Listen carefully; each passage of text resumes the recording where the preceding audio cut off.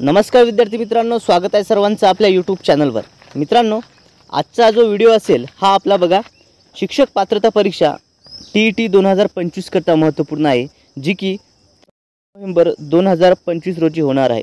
या पेपर करता मानसशास्त्र विषयावरील महत्त्वपूर्ण असे 30 प्रश्न जे की महाराष्ट्र राज्य परीक्षा परिषदेने आतापर्यंत झालेल्या ज्या TETच्या एग्जाम्स होत्या, तर या शिक्षक पात्रता परीक्षेमध्ये आतापर्यंत जे काही मानसशास्त्रावर पेपरमध्ये प्रश्न विचारण्यात आले होते, तर त्या प्रश्नांचं सविस्तर आपण उत्तरासह स्पष्टीकरण या ठिकाणी आजच्या या व्हिडिओमध्ये बघणार आहोत।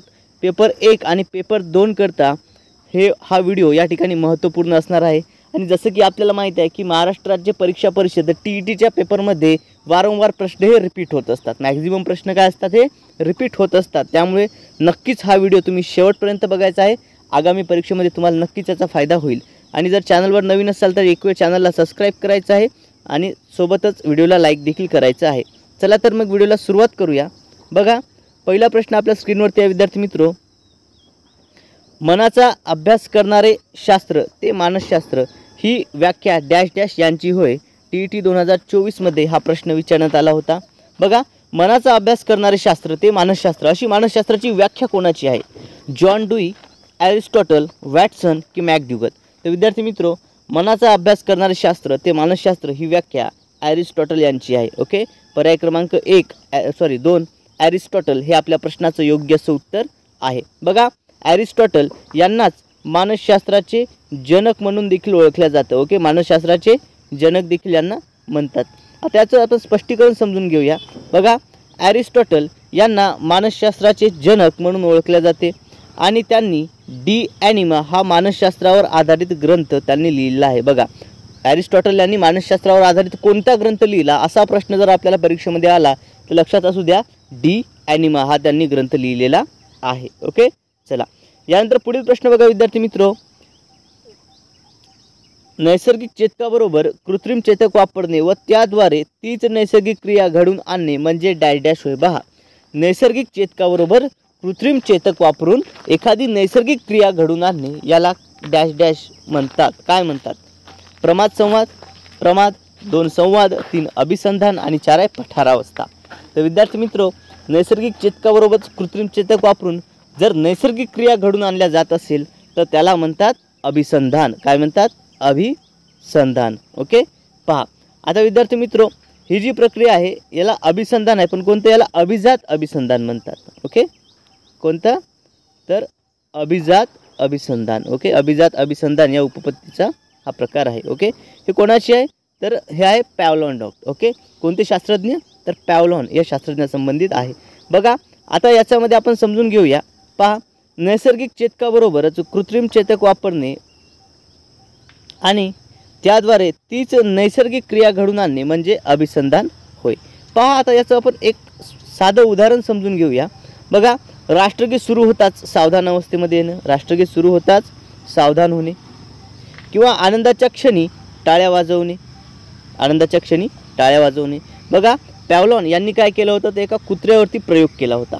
त्या प्रयोगामध्ये त्यांनी एका कुत्र्याला एका साखळीने बांधून ठेवले होते। ओके, आणि बाजूला एक घंटा ठेवली होती। आता ती काय करायचे, त्यावेळेस ती घंटा वाजली की घंटा वाजताच त्या ठिकाणी त्या कुत्र्याच्या पुढे जे आहेत जेवणाचं ताट ठेवलं जायचं। ओके, खाण्यासाठी त्याला ताट ठेवलं जायचं। आता ताट ठेवलं, सुरुवातीला काय व्हायचं की ज्या वेळेस त्याच्या पुढे ताट ठेवलं जायचं त्यावेळेस त्याच्या तोंडामधून लाळ पडायची। ओके, कुत्र्याच्या तोंडामध्ये काय लाळ तयार व्हायची। आता लाळ तयार होणे ही आहे नैसर्गिक क्रिया।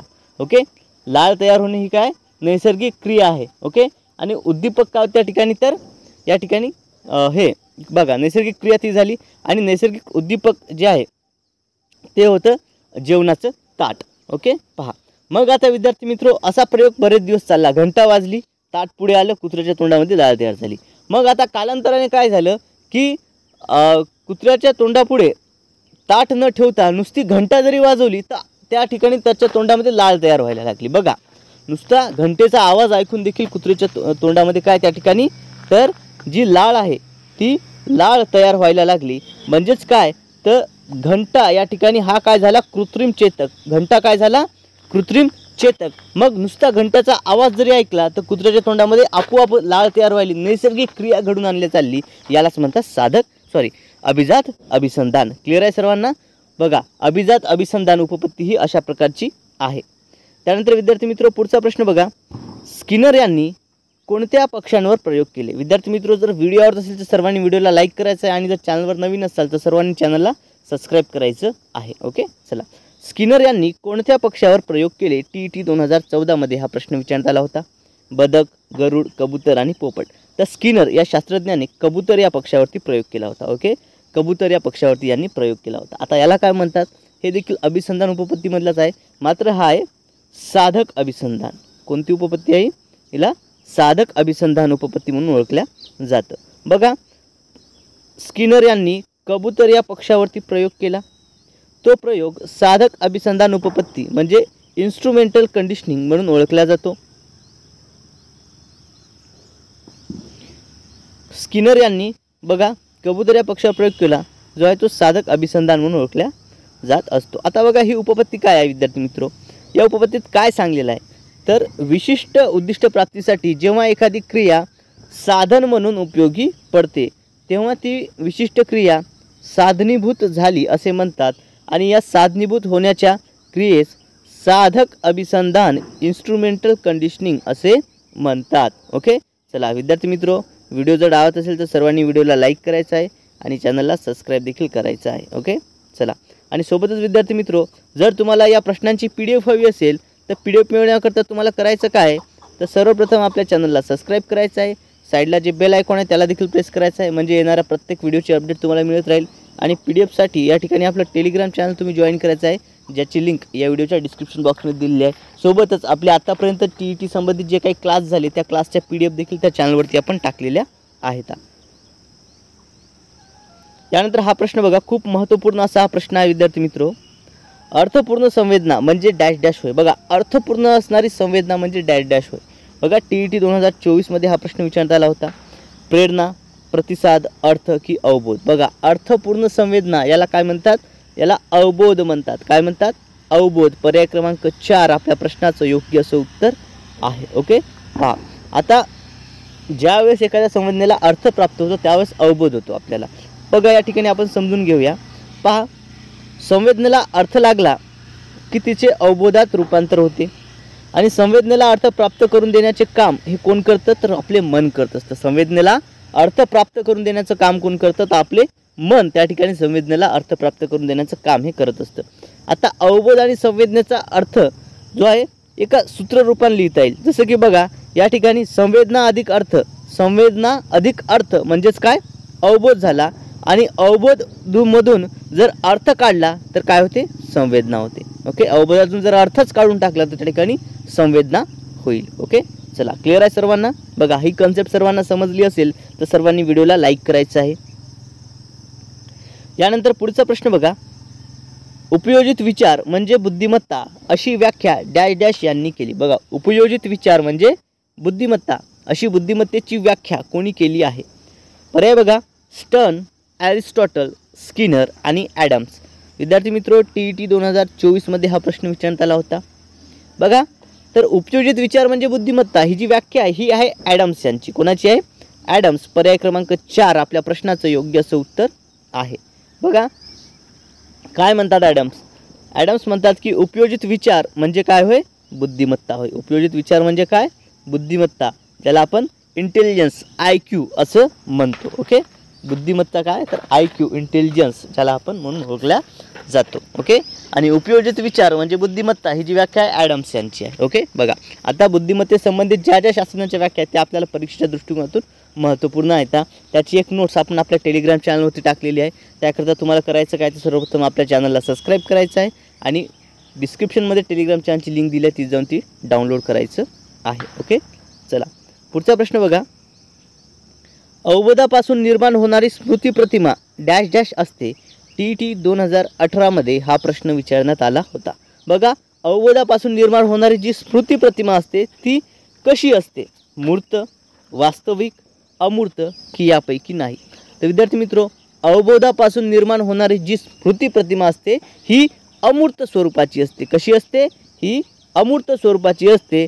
पर्याय क्रमांक 3 अमूर्त हे आपल्या प्रश्नाचं योग्य असं उत्तर आहे. ओके, पहा आता अवबोधापासून निर्माण होणारी स्मृती प्रतिमा.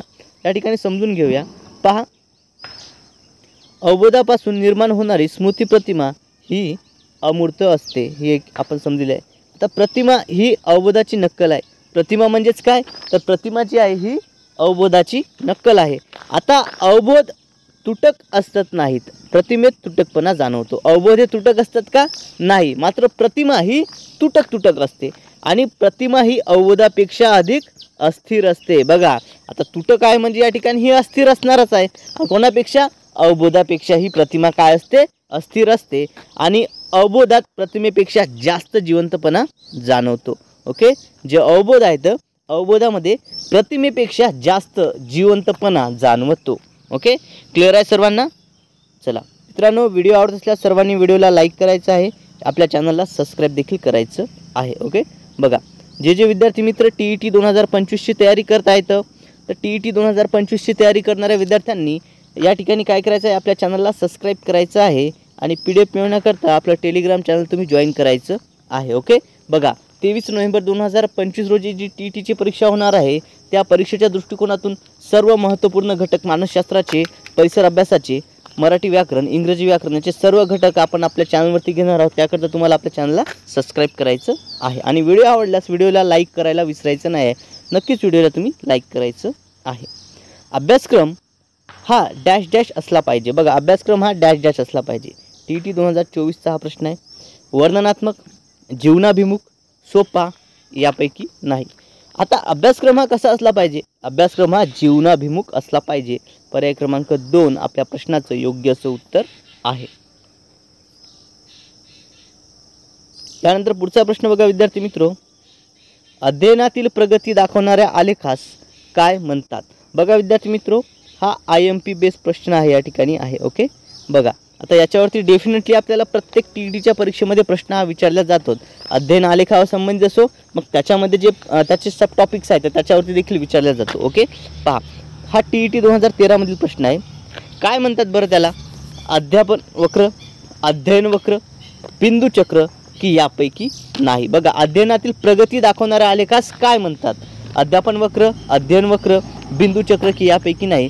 तर आपली जी आलेखातील प्रगती असते ती प्रगती दाखवण्याच्या आलेखास काय म्हणतात, अध्ययनातील प्रगती, त्याला अध्ययन वक्र म्हणतात. काय म्हणतात, अध्ययन वक्र, अध्यापन का नाही, अध्ययन वक्र म्हणतात. ओके, अध्ययन वक्र पर्याय क्रमांक 2 या प्रश्नाचं योग्य असं उत्तर आहे.